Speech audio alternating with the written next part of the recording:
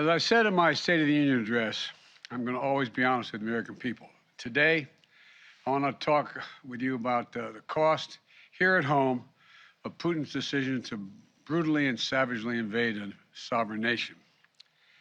The fact is, he's causing thousands of deaths and untold destruction. Working with our NATO allies and our European partners and beyond that, we're responding. We're aiding the Ukrainian people, both economically and militarily, while leaving the most punishing economic sanctions against Russia ever used against another nation in place and increasing them. Thus far, these actions are crippling Russia's economy, isolating Putin from the world, and helping Ukrainians fight for their country and ease their suffering. But as I've said from the start, Putin's war is imposing a cost on America and our allies and democracies around the world. Today, I want to talk about one aspect of Putin's war that affects and has real effects on the American people. Putin's price hike that Americans and our allies are feeling at the pump. I know how much it hurts. As you've heard me say before, I grew up in a family like many of you, where the price of a gallon of gasoline went up. It was discussion at the kitchen table. Our family budgets, your family budgets, to fill a tank, none of it should hinge on whether a dictator declares war. So today I'm laying out a two-part plan, not only to ease the pain that families are feeling right now, but to end this era of dependence and uncertainty, and to lay a new foundation for true and lasting American energy independence. Parenthetically, just imagine if, in fact, Europe didn't have to count on Russian oil. If they were energy independent, it would change the nature of so much. The problem we're facing with gas prices has two roots. First, the pandemic. When COVID struck, demand for oil plummeted, so production slowed down worldwide. Because of the strength and the speed of our recovery, demand for oil shot back up much faster than the supply.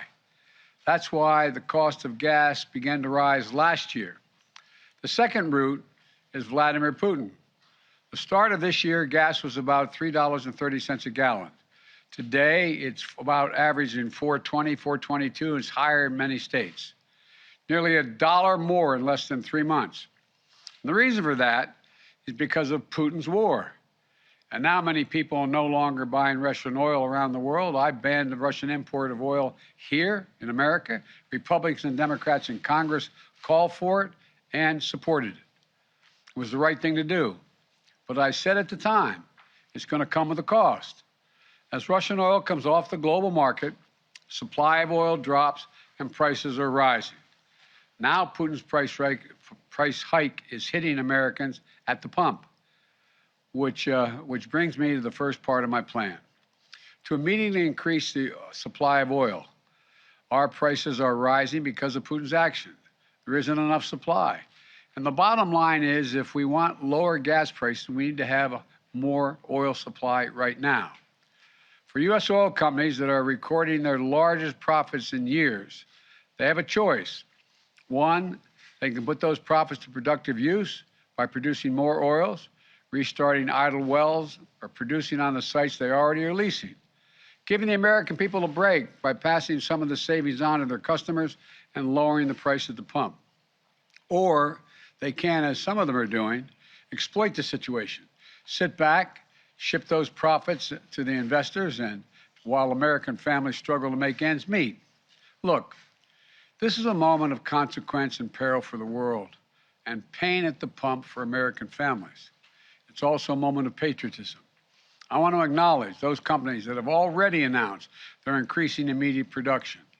They're investing money to produce more oil, and also clean technology we need to reduce our dependence on oil in the future. They have everything they need, nothing standing in their way. And they've indicated they will be producing an extra 1 million barrels of oil per day, probably starting as early as this fall. That's progress. But some companies have been pretty blunt. They don't want to increase supply because Putin's price hike means higher profits. One CEO even acknowledged that they don't care if the price of a barrel of oil goes to $200 a barrel. They're not going to step up the production. I say enough. Enough of lavishing excessive profits on investors and payouts and buybacks when the American people are watching. The world is watching. U.S. oil companies made nearly $80 billion in profit last year, and this year those profits are expected to continue to soar. This is the time, not the time to sit on record profits. It's time to step up for the good of your country, the good of the world, to invest in immediate production that we need to respond to Vladimir Putin, to provide some relief for your customers, not investors and executives. Look, I'm a capitalist. I have no problem with corporations turning a good profit. But companies have an obligation that goes beyond just their shareholders, to their customers, their communities, and their country. No American company should take advantage of a pandemic or Vladimir Putin's actions to enrich themselves at the expense of American families. Investing those profits in production and innovation. That's what they should do. Invest in your customers. And it isn't just like, it's not the patriotic thing, it is good for your business as well. Right now, oil and gas industry is sitting on nearly 9,000 unused but approved permits for production on federal lands, or more than 1 million unused acres they have a right to pump on. Families can't afford that companies sit on their hands. So, to help execute this first part of my plan, I'm calling for a use it or lose it policy. Congress should make companies pay fees on wells on federal leases they haven't used in years, and acres of public land they're hoarding without production. Companies that are already producing from these wells won't be affected, but those sitting on unused leases and idle wells will either have to start producing or pay the price for their inaction. Look, the action I'm calling for will make a real difference over time. But the truth is, it takes months, not days, for companies to increase production. That's why the next part of my plan is so important. Today, I'm authorizing the release of 1 million barrels per day for the next 6 months, over 180 million barrels from the Strategic Petroleum Reserve. This is a wartime bridge to increase oil supply until production ramps up later this year. And it is by far the largest release of our national reserve in our history. It will provide a historic amount of supply for a historic amount of time, a 6-month bridge to the fall. And we'll use the revenue from selling the oil now to restock the Strategic Petroleum Reserve when prices are lower. So, we'll be ready. We'll be ready for future emergencies. Folks, I've coordinated this release with allies and partners around the world. Already, we have commitments from other countries to release tens of millions of additional barrels into the market. Together, our combined efforts will supply well over 1 million barrels a day. Nations coming together to deny Putin the ability to weaponize his energy resources against American families and families and democracies around the world. Now, for the first part of my plan is about meeting an immediate crisis. The second part is about declaring real American energy independence in the long term, so that we never have to deal with this problem again. Ultimately, we and the whole world need to reduce our dependence on fossil fuels altogether. We need to choose long-term security over energy and climate vulnerability. We need to double down on our commitment to clean energy and tackling the climate crisis with our partners and allies around the world. And we can do that by passing my plan that's literally before the Senate right now, the United States Congress right now. It's been there for well over a month, to speed the transition to a clean energy future that's made in America with American products and American values. We need to embrace all the tools and technologies that can help us free us from our dependence on fossil fuels, move us toward a more homegrown clean energy.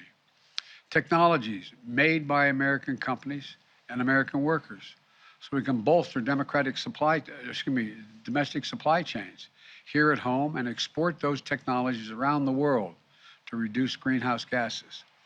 That's why today I'm issuing a directive to strengthen our clean energy economy. I'm going to use the Defense Production Act to secure American supply chains for the critical materials that go into batteries for electric vehicles and the storage of renewable energy, lithium, graphite, nickel, and so much more. We need to end our long-term reliance on China and other countries for inputs that will power the future. And I'll use every tool I have to make that happen. Yes, building a made in America clean energy future will help safeguard our national security. Yes, it will help us tackle climate change. Yes, it's going to help us ensure that Americans create millions of good paying jobs for generations to come.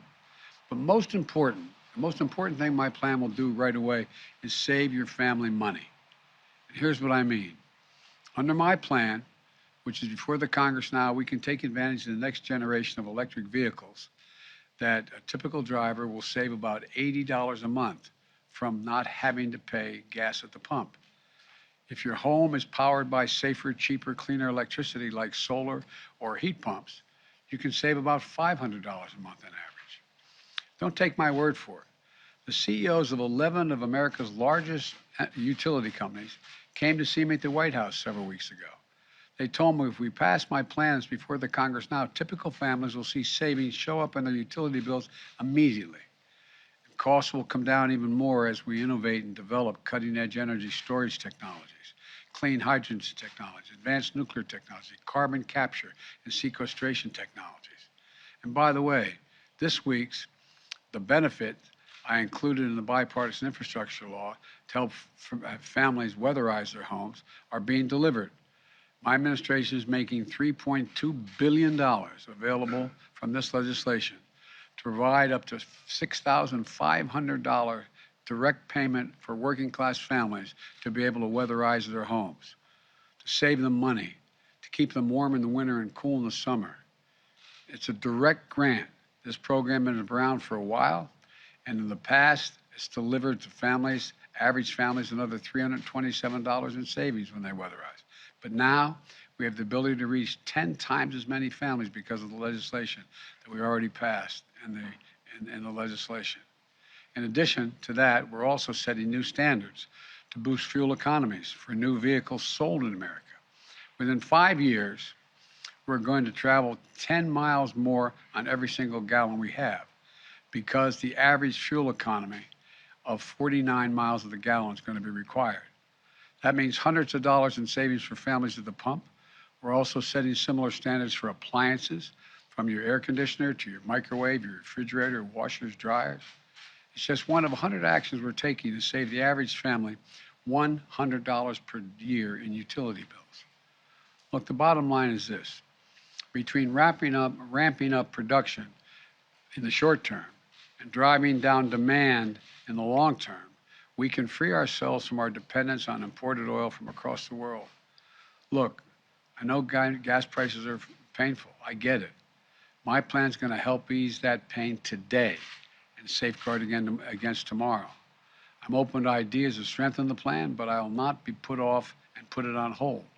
It's time to deliver true long-term energy independence in America once and for all, and I'm going to continue to use every tool at my disposal to protect you from Putin's price hike. It's not time for politics. Americans can't afford that right now. So let's meet this moment together. Remember, we're the only nation that has turned every crisis we ever faced into an opportunity. We have a crisis, the price at the pump. So let's show some true strength in this nation, show our unity, our resolve, our innovative spirit in America, and come out of this long term much better off. If we stand up to the bullies of the world, the autocrats and dictators, we stand up for those who are ready to unite with us, United States of America.